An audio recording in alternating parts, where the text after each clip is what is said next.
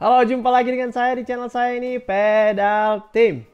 Dalam video saya kali ini, saya akan membahas tentang kenapa saya tidak begitu menyukai tubeless tire atau ban tubeless untuk sepeda pada saat ini.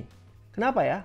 Mari kita bahas dalam video saya berikut. Seperti yang kita ketahui bersama, rolling resistance dalam sebuah ban menentukan kecepatan kita dalam bersepeda. Dikarenakan efisiensi ketika ban kita rolling sangat mempengaruhi kecepatan kita bersepeda dan juga mempengaruhi power yang kita keluarkan yang bisa ditranslate langsung kepada speed sepeda kita. Banyak sekali inovasi-inovasi yang dilakukan oleh para pabrikan sepeda, terutama untuk meningkatkan efisiensi kita dalam bersepeda. Dalam video kali ini saya khusus membahas tentang tubeless tire atau ban tubeless dan penggunaannya di road bike. Lalu kenapa saya masih saja ragu-ragu menggunakan tubeless tire atau ban tubeless untuk saat ini?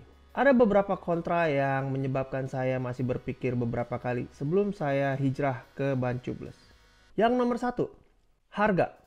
Ban tubeless saat ini masih relatif lebih mahal dibandingkan ban biasa.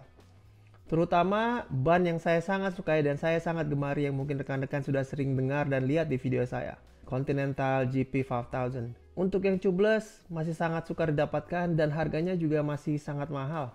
Walaupun harga bukan satu-satunya menjadi pertimbangan saya, akan tetapi dikarenakan ban ini adalah consumable atau sesuatu yang bisa habis kita pakai, maka lama-kelamaan harga menjadi faktor penentu juga dalam menentukan teknologi yang akan kita adopsi.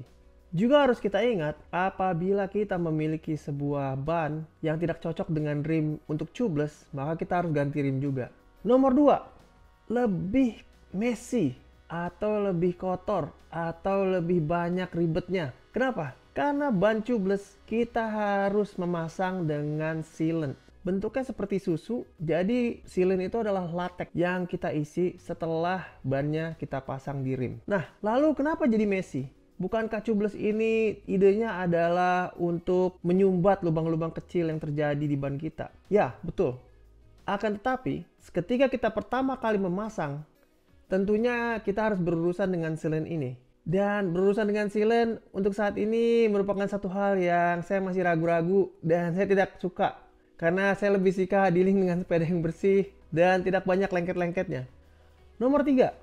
Yang saya sebutkan ribet di sini adalah ketika kita fitting ban itu ke rim. Dikarenakan ban tubeless harus memastikan ada seal atau kedudukan antara ban dan rim dengan sempurna supaya tidak terjadi banyak kebocoran, maka memasangnya juga membutuhkan skill dan kemampuan tertentu. Dan saat ini menjadi salah satu kontra untuk saya sebelum saya mengadopsi tubeless tire. Yang berikutnya adalah teknologinya belum sempurna. Maksudnya apa? Memang tubeless tire teknologinya dikhususkan untuk menyumbat lubang-lubang kecil yang terjadi pada ban kita. Tapi bukan berarti tubeless tire itu bulletproof. Masih ada beberapa lubang-lubang, terutama dengan diameter tertentu, yang tidak bisa kita seal. Memang ada beberapa produk dari pabrikan-pabrikan, terutama Silka, baru-baru ini mengeluarkan sealant yang dicampur dengan serat karbon di dalamnya. Sehingga bisa menyumbat atau bisa menambal lubang yang ukurannya cukup besar. Akan tapi akan terjadi hal-hal di mana memang banyak terlalu besar untuk bisa ditambal dengan sealant yang ada. Lalu apa yang terjadi? Karena tidak 100% bulletproof, kita masih tetap harus membawa ban dalam. Yang menyusahkannya lagi, ketika kita memasang ban dalam di ban tubeless, kita harus berurusan dengan sealant itu tadi. Jadi sudah harus ganti ban di tengah jalan, dan kita harus berurusan dengan sealant, susu atau latex yang bocor kemana-mana. Jadi untuk saat ini kurang praktis untuk saya. Yang berikutnya adalah tubeless tire bisa lepas dari rimnya. Ini terjadi ketika dengan low pressure, kita menikung dengan kekuatan dan kecepatan yang cukup tinggi, sehingga tire bit atau bibir dari ban itu bisa lepas dari rimnya. Tentunya ini satu, cukup berbahaya. Kedua, akan mengakibatkan kita kehilangan angin di ban dan juga mengharuskan kita untuk top up angin di ban kita. Ini jarang saya dengar, akan tetapi masih menjadi kemungkinan terjadi kepada kita para goeser.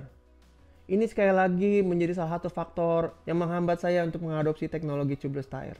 Dan yang paling utama bagi saya adalah banyaknya maintenance yang dibutuhkan untuk menggunakan tubeless tire. Misalnya, sealant bisa kering, jadi harus kita top up beberapa bulan sekali. Lalu sealant ini juga bisa menyumbat pentil atau valve dari sepeda kita, sehingga kadang-kadang harus kita benahi dan tidak menyumbat valve atau pentil sepeda kita.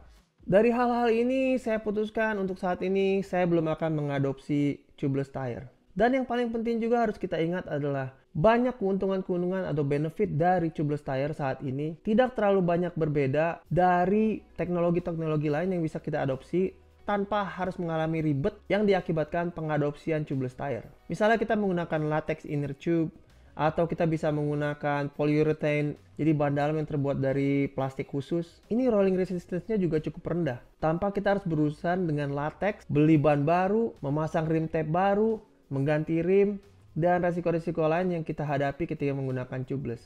Tentunya menggunakan tubeless memiliki keuntungan-keuntungannya tersendiri. Tapi bagi saya untuk sementara, saya akan stick dengan ban dalam dan kit untuk menambal ban dalam saya.